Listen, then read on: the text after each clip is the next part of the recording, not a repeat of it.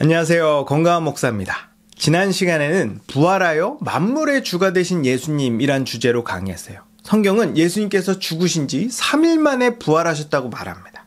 근데 세상 사람은 부활이 불가능하다고 생각해요. 그래서 여러 가지 자료와 이론을 가지고 죽은 사람이 다시 살아날 수 없다, 예수님은 부활하지 않았다라고 부활을 부정합니다. 하지만 그들의 주장이 아무리 그럴듯해 보일지라도 2000년 전에 실제로 일어난 일이 없었던 일이 될 수는 없어요. 성경은 예수님의 부활이 역사적 사실이라고 증언하고 있고 성경의 그 증인과 증거가 낱낱이 기록되어 있습니다. 성경이 이렇게 예수님의 부활을 중요하게 여기는 이유는 부활이 예수님께서 우리의 죄를 대신 담당해 죽으셨고 율법을 완성하셨음을 입증할 뿐만 아니라 우리의 부활을 보증하기 때문이에요. 그래서 부활이 없으면 복음도, 교회도, 기독교도 전부 의미 없는 게 돼버립니다.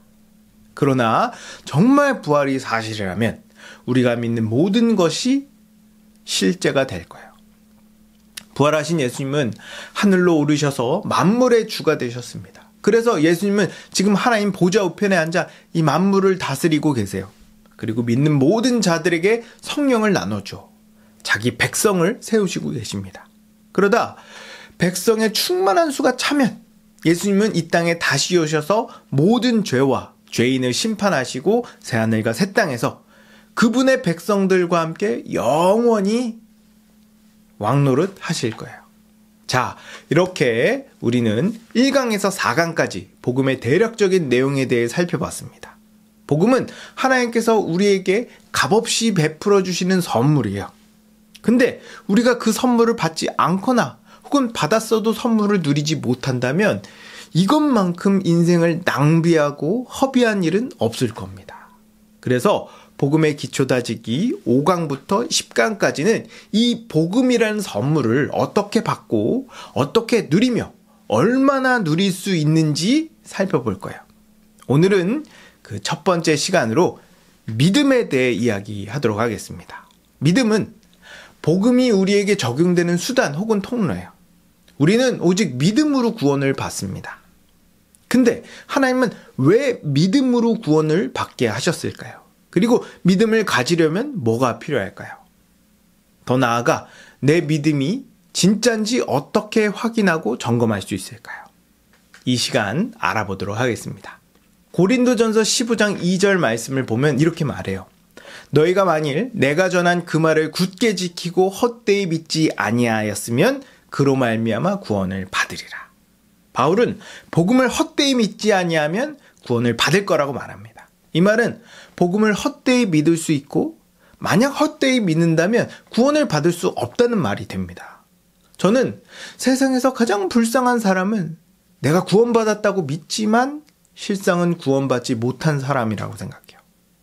아예 그냥 처음부터 하나님을 부정하고 자기 멋대로 살다가 지옥에 가면 억울하지는 않죠. 근데 구원받은 줄 알고 평생을 살았는데 알고 보니 가짜라서, 가짜 믿음이라서 지옥에 가면 와, 이거 어떡합니까? 세상에 이것보다 더 억울한 게 있을까요? 그런 사람들 중에 가장 대표적인 경우가 이단입니다. 이단에 빠진 사람들은 본인이 올바른 믿음을 가지고 있다고 생각해요. 하지만 그들은 잘못 믿었기에 결국 구원을 받지 못할 겁니다. 근데 문제는 이단들 뿐만 아니라 일반적이고 전통적인 교회 안에서도 이러한 헛된 가짜 믿음을 가지고 있는 사람들이 있다는 거예요. 저는 사람들이 잘못된 믿음을 가지게 되는 1차적 책임은 교회와 목회자에게 있다고 생각합니다. 하지만 그렇다고 신자 개개인에게 책임이 없냐? 그렇지 않습니다. 결국 내 영생에 책임을 지는 건 바로 나 자신이에요. 다른 사람을 탓할 수 없습니다. 그렇기 때문에 우리는 나의 믿음이 정말 성경이 말하는 그 믿음이 맞는지 끊임없이 질문하고 점검해야 돼요. 고린도전서 10장 12절을 보면 이렇게 말합니다. 그런즉 선줄로 생각하는 자는 넘어질까 조심하라. 성경은 구원을 오직 믿음으로 받는다고 말해요. 사람들은 믿음으로 구원을 받는 게 종교들의 일반적인 특징이라고 생각하는데 재미있는 사실은 믿음으로 구원받는 종교는 기독교가 유일하다는 거예요. 기독교 외에 다른 종교는 전부 이 믿음이 아니라 행위를 통해 구원을 받는 행위 종교입니다. 유대교도 그렇고 이슬람도 불교도 힌두교도 다 행위로 구원받아요. 행위 없이 오직 믿음으로 구원받는 종교는 기독교가 유일합니다. 그러면 우리가 질문해야 할 건 이거예요. 하나님은 왜 행위가 아니라 믿음으로 구원받게 하셨나? 아니, 유대교처럼 율법을 지켜야 한다거나 이슬람처럼 5가지 기둥을 지켜야 한다거나 힌두교와 불교처럼 수련과 해탈을 해야 구원을 받는 게 아니라 왜 믿음이라는 수단을 통해서 구원을 받게 하신 걸까요? 그게 3가지로 말할 수 있습니다. 첫째로 믿음은 하나님의 은혜를 드러내기 때문이에요. 로마서 4장 16절에 보면 상속자가 되는 그것이 은혜에 속하기 위하여 믿음으로 되나니 라고 말합니다. 어떤 사람은 믿어야 구원받는다고 하니까 마치 나에게 구원의 주도권이 있고 내 선택이 결정적인 것처럼 생각해요. 물론 그렇게 생각할 수 있습니다. 하지만 이러한 태도는 하나님께서 믿음을 구원의 수단으로 정하신 의도를 잘 몰라서 그러는 거예요. 우리가 구원을 받을 수 있는 이유는 믿음 때문이 아닙니다. 우리가 구원을 받을 수 있는 이유는 하나님께서 우리를 구원하기 위하여 상상할 수 없는 어마어마한 대가를 치르셨기 때문이에요. 하나 예를 들면 부모님이 나에게 건물 한 채를 유산으로 주셨어요. 그래서 내가 건물을 공짜로 받았는데 내가 건물을 공짜로 받았다고 그 건물의 가치가 공짜인 건 아닙니다. 부모님은 이 건물을 사려고 한평생 덜 먹고 덜 자고 허리가 휘도록 일했어요. 아들은 그 모습을 어렸을 때부터 보고 자랐습니다. 그렇다면 아들이 이 건물을 유산으로 물려받았을 때 어떤 마음과 어떤 태도로 받았을까요? 그리고 사람들에게 이 건물에 대해 소개할 때 뭐라고 말하겠습니까?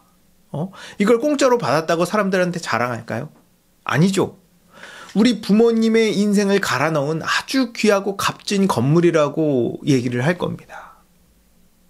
이처럼 우리가 받은 구원은 하나님께서 우리의 죄를 오래 참으시고 자기 아들을 죽음에 내어주심으로 겨우 사신 구원입니다.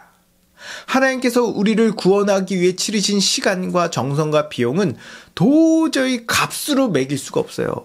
하물며 이렇게 귀한 구원을 우리 같은 자가 무슨 수로 얻습니까? 도대체 얼마를 주면 구원을 살 수 있겠어요? 천하를 다 준다 한들 다 줄 수도 없겠지만 절대로 못 살 겁니다. 하나님은 이 구원이 값을 매길 수 없을 정도로 귀하고 또 우리를 너무 사랑하셔서 우리에게 아무런 대가 없이 은혜로 주신 거예요. 만약 우리가 이 사실을 알고 이해한다면 어떤 태도를 보이는 게 마땅할까요? 우리에게 이렇게 큰 은혜를 베풀어 주신 하나님께 한평생 감사하고 기뻐하는 것이 마땅한 태도입니다. 이러한 자세와 태도가 믿음이에요. 믿음은 하나님께서 우리에게 무한한 은혜를 베풀어 주셨음을 알고 인정하는 겁니다. 믿음은 하나님께서 우리에게 베풀어 주신 은혜에 대한 반응이에요. 이것이 믿음의 가장 첫째 되는 의미입니다.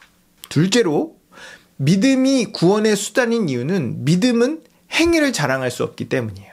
로마서 3장 28절을 보면 사람이 의롭다 하심을 얻는 것은 율법의 행위에 있지 않고 믿음으로 되는 줄 우리가 인정하노라 라고 말해요. 유대인들은 자신들이 율법을 잘 지키면 구원을 받을 수 있을 거라고 생각했어요. 왜냐하면 하나님께서 율법을 주셨고 이 율법을 지키면 복 주시겠다고 약속하셨거든요.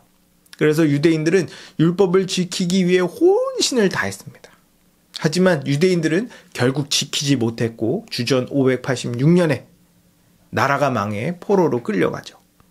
구약 성경을 통해 우리가 알 수 있는 사실은 사람은 스스로를 구원할 수 없다라는 거예요. 사람은 오로지 하나님의 은혜로만 구원받을 수 있습니다. 이 사실을 인정하는 게 믿음이에요. 근데 어떤 삐뚤어진 사람은 믿음 자체도 행위 아니냐고 반문해요. 아니, 내가 믿지 않으면 구원 못 받는 거고 내가 믿으면 구원 받는 거 아니냐. 하나님께서 아무리 나를 구원하고 싶어도 내가 믿지 않으면 하나님도 어쩔 수 없지 않냐 라면서 마치 구원의 주도권이 내게 있는 것처럼 말해요. 맞아요. 우리 입장에서 보면 믿음은 마치 행위처럼 보입니다. 내가 믿고 안 믿고를 결정할 수 있는 것 같아요. 성경에서도 우리에게 믿으라고 명령하고 의지적인 결단을 요구합니다. 그러나 설령 그렇다 할지라도 하나님께서 믿음을 구원의 수단으로 정하신 건 믿음이 우리의 의지와 행위가 가장 적게 작용하는 거기 때문이에요. 아니, 거의 없다고 해도 무관합니다. 성경은 믿음조차 하나님께서 주신 선물이라고 말해요. 에베소서 2장 8절을 보면 너희는 그 은혜에 의하여 믿음으로 말미암아 구원을 받았으니 이것은 너에게서 난 것이 아니요 하나님의 선물이라고 말합니다. 믿음은 우리의 의지와 행위가 거의 개입하지 않는 어떤 거예요. 그리고 믿음은 하나님께서 주시지 않으면 가질 수 없는 겁니다. 그렇기 때문에 우리는 절대로 우리의 믿음을 자랑할 수 없어요. 사람은 죄인이라서 별것도 아닌데 자꾸 나를 드러내고 자랑하고 싶어하는 경향이 있습니다. 그래서 믿음을 자신의 공로로 삼으려고 하는 유혹을 자꾸 받아요. 원래 내가 의심이 많은 사람이거든. 근데 내가 이걸 믿어야겠다 해서 믿었잖아. 아마 다른 사람이었으면 못 믿었을걸? 우리 부모님이 예수 믿으면 호적에 판다고 그랬는데 그럼에도 불구하고 내가 믿었잖아. 이렇게 믿음조차도 자기의 공로나 의로 삼으려고 해요. 그러나 이렇게 자기의 신앙과 행위를 드러내고 자랑하려는 건 참된 믿음이 아닙니다. 믿음은 모든 공로와 의를 겸손히 하나님께 돌려드리려는 마음과 태도예요. 셋째로 믿음이 구원의 수단인 이유는 믿음은 차별이 없기 때문이에요. 로마서 3장 22절에 보면 곧 예수 그리스도를 믿음으로 말미암아 모든 믿는 자에게 미치는 하나님의 은이 차별이 없느니라 고 말합니다. 만약 구원의 조건이 믿음이 아니라 혈통이었다면 무슨 일이 일어났을까요? 아브라함의 혈통이 아니라면 아무도 구원받지 못했을 겁니다. 만약 구원의 조건이 이 피부색이었다면, 아님 IQ가 150 이상이거나 키 180 이상이라면 어땠을까요? 구원받지 못하는 사람이 정말 많았을 겁니다. 하나님께서 믿음을 구원의 통로로 정한 이유는 너무나도 분명해요. 믿음은 모든 사람이 차별 없이 다 가질 수 있기 때문이에요. 하나님은 모든 사람이 다 구원받길 원하십니다. 그래서 하나님은 모든 사람이 동등하게 구원받을 수 있도록 믿음을 구원의 통로로 정하신 거예요. 아니, 하나님께서 모든 사람이 다 구원받길 원하시면 그냥 다 구원하면 되지 않습니까? 아니요. 전에도 얘기했지만 이건 하나님께서 원하시는 방식이 아닙니다. 하나님은 최소한 자신의 죄를 인정하고 하나님께서 베푸신 은혜를 기쁨으로 받아들이려는 사람에게 구원을 베푸세요. 아무리 좋은 거라고 해도 상대가 받기를 거부하는데 억지로 주는 건 은혜라고 말할 수 없습니다. 그래서 안타깝게도 모든 사람이 다 구원받는 건 아니에요. 그래도 하나님은 최대한 많은 사람이 차별 없이 구원받을 수 있도록 남녀노소, 지위 고하를 불구하고 모든 사람이 공통적으로 가질 수 있는 믿음을 구원의 통로로 정하셨습니다.